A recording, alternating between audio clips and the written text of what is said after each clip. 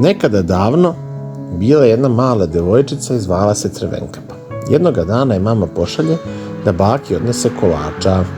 Uputi se ona tako putem kroz šumu i sretne Vuka.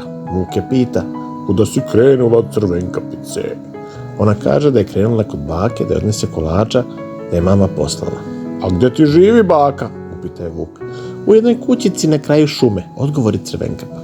Vuk se ubrzo zatim izgubi u šumi, a u stvari je otišao kod bake kući. Pokucao na vrata, baka mu otvorila, on došao lepo i pojeo babu, obukao njenu haljinu, legao u krevet.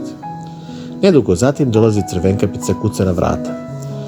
Vuk promeni glas i kaže da može da uđe. Ona je ušla unutra i vidjela da nešto nije u redu. Bako, zašto su ti tako velike oči? A Vuk odgovori: da te bolje vidim. Bako, zašto tako veliki nos? Da te bolje nanjušim. Bako, zašto su ti tako velike uši? Da te bolje čujem. Bako, zašto su ti tako veliki zubi?